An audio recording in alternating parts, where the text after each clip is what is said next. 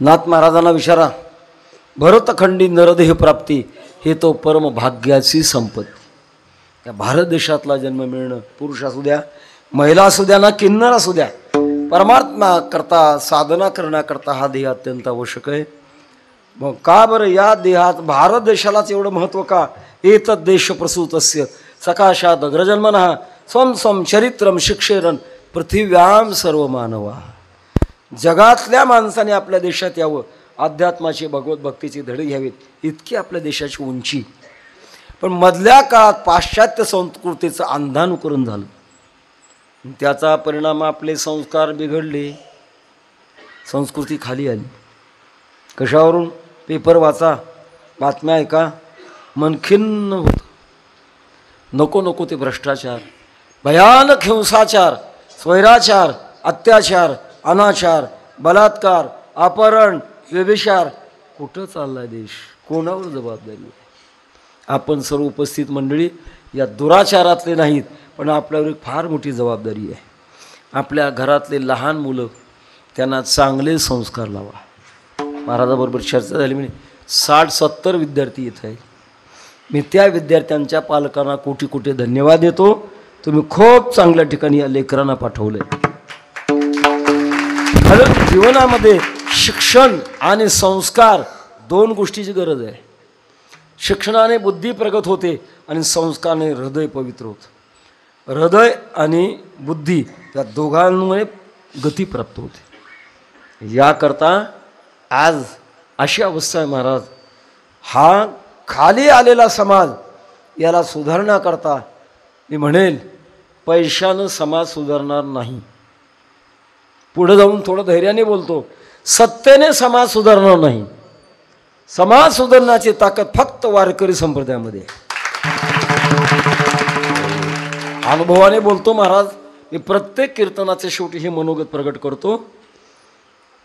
माता भगिनींना विनंती करेन, आपल्या घरात अशी लहान लेकरं असतील, जरी कुठं नाही पाठवता आली आपल्याला, पण कमीत कमी शाळेत जाणाऱ्या लहान मुलाला किंवा मुलीला रविवारी हरिपाठाचा एक अभंग पाठ करून घेत चला त्यांच्याकडनं. रामायणातले दृष्टांत सांगा, महाभारतातले दृष्टांत सांगा. आज आश्चर्य वाटतं महाराज, आपण लोकशाहीमध्ये आहोत, 79 वर्ष झाली लोकशाहीमध्ये आहोत, पण लोकशाहीच्या काळामध्ये सुद्धा हुकुमशाहीतल्या एकाच राजाच्या पोते जागजागी आपल्या दिसतात. आम्ही येत असताना पाहिले 5-6 पोत्रे छत्रपती शिवाजी महाराज. का बरं? ते सगळे श्री त्यांच्या आईकडे, जिजाऊ मातेकडे बालपणातच चांगले संस्कार लावले.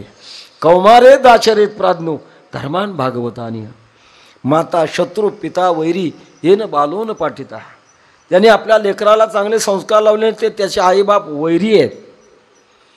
म्हणून मी आपल्याला विनंती करतोय की आपल्याला हे मुलं सोडून इतर जे काही घरी लहान मुलं असतील त्यांच्याकडनं हरिपाठ पाठ करून घेत चला. हरिपाठ आयुष्याची सामुग्री आहे, वारकऱ्याची संध्या आहे, आणि चांगले संस्कार लावा. या संस्काराच्या बाबतीमध्ये अनेक ठिकाणी प्रतिक्रिया आम्हाला दिसून येते. नागपूरच्या पुढे 50 किलोमीटर रामटेक आहे. वेगळे प्रयत्न चालले होते तिकडे. आमच्या जोग महाराज संस्थेच्या काही माजी विद्यार्थ्यांनी तिकडे प्रयत्न केले आणि काही लोकांना ते विचार घडवल्यानंतर त्यांनी ठरवलं, आम्ही आळंदीच्या सद्गुरू जोग महाराज संस्थेची उपशाखा स्थापन करू. त्याच्याकरता एका भाविकाने 4 एकर जमीन आळंदीच्या संस्थेच्या नावानं रजिस्टर करून दिली आहे, जिची किंमत कमीत कमी 4 कोटी आहे. 10 जानेवारी आम्ही मध्य प्रदेशमध्ये होतो. छिंदवाडा जिल्हा, अंबाडी नावाचा गाव, आणि तपपूर्ती महोत्सव. असंच कीर्तनाचा शेवटी मनोगत प्रगट केल्यानंतर एक महाराज उठले आणि सांगितलं, महाराज तुमचे शब्द खाली पडू देणार नाही. आम्ही मध्य प्रदेशमध्ये सद्गुरू जोग महाराज संस्थेची उपशाखा स्थापन करू.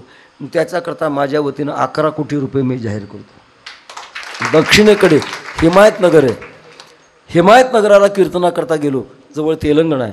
नारायण महाराज म्हणून एक महाराज, त्यांच्याशी संपर्क साधला. सांगितलं, महाराज आज समाज सुधारायचा असेल तर त्याच्याकरता लहान मुलांना चांगले संस्कार लावण्याची गरज आहे. आपण देखील संस्था स्थापन करा. त्यांनी कबूल केलं, आम्ही करू संस्था स्थापन. कर्नाटकमध्ये आपले विद्यार्थी आहेत भरपूर. गुजरातमध्ये प्रयत्न चालू आहे. उत्तरेकडे श्री विठ्ठल गंगा पूजन चॅरिटेबल ट्रस्ट नावाचं ट्रस्ट स्थापन झालं आहे आणि त्यांचा प्रयत्न चालू झाला आहे. मी का सांगतो, आज वारकरी संप्रदायाला चांगले दिवस आहेत आणि म्हणून वारकरी संप्रदायाच्या माध्यमातून खरा समाज बदल होऊ शकतो.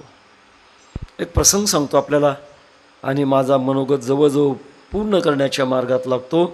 एक असा लहान मुलगा शाळेत जायचा, शेजारच्या मुलाची पेन्सिल आपल्या पिशवीत गुपचूप टाकायचा, घरी गेल्यानंतर आईला दाखवायचा. आईनं काही नाही म्हणायचं, त्याला वाटायचं बरं आहे. पेन्सिल चोरता चोरता पेन चोरायला लागला, वह्या चोरायला लागला, पुस्तकं चोरायला लागला, चोरीची सवय लागली. लहानाचा मोठा होता होता चोऱ्याच करायला लागला. मोठा झाल्यानंतर त्याने एक मोठी चोरी केली आणि त्या मोठ्या चोरीमध्ये त्याच्याकडे एक खून पडला. खून सिद्ध झाला. सिद्ध झाल्यानंतर त्याला सांगितलं फाशीची शिक्षा तुला, पण एक सांग आता शेवटची तुझी इच्छा काय. सांगितलं काही नाही, मला माझ्या घरी घेऊन चला, आईचं दर्शन घेऊ द्या मग द्या फाशी. काय मातृभक्त आहे. बेड्या घातल्या, घरी नेला. आई उभी होती, दर्शन घेण्याकरता खाली जो वाकला, आईच्या पायाचा अंगठा दातात धरला, काडकन फोडला, अंगठ्याचा तुकडा पडला. आई मोठमोठ्याने रडायला लागली, पोली धोपटा लागली. मूर्खा, फाशीला जायचंय, आईचं दर्शन घ्यायचं म्हटलास आणि आईच्या पायाचा अंगठा तोडलास. त्यांनी सांगितलं केलं ते बरोबर केलं. आज मला फाशीला जाण्याशिवाय आली ती ईर्ष्यामुळं. येणेच जर मला बालपणामध्ये चांगले संस्कार लावले असते तर मला फाशीला जाण्याची वेळ आली नसती. या प्रसंगातून आपण एक लक्षात घ्या, लहान मुलाला चांगले संस्कार लावा आणि त्याबरोबर शिक्षणही द्या. मी म्हणेन मुलगा न होऊ द्या कीर्तनकार, न होऊ द्या मृदंगवादक, न होऊ द्या गायक, पण आयुष्यभर पूर्ण निर्व्यसनी सदाचारी सद्विवेकी नागरिक होण्याची आज देशाला गरज आहे आणि ती गरज आपण पूर्ण काढावी असं अंतःकरणातलं मनोगत आपल्यापुढे प्रगट करतो. झालेली चिंतन सेवा ज्ञानोबाराय तुकोबाराय रुक्मिणी पांडुरंग परमात्म्याच्या चरणांमध्ये समर्पण करतो आणि प्रार्थना करत असताना तुझी देणी तुझ्या समर्पणी पायी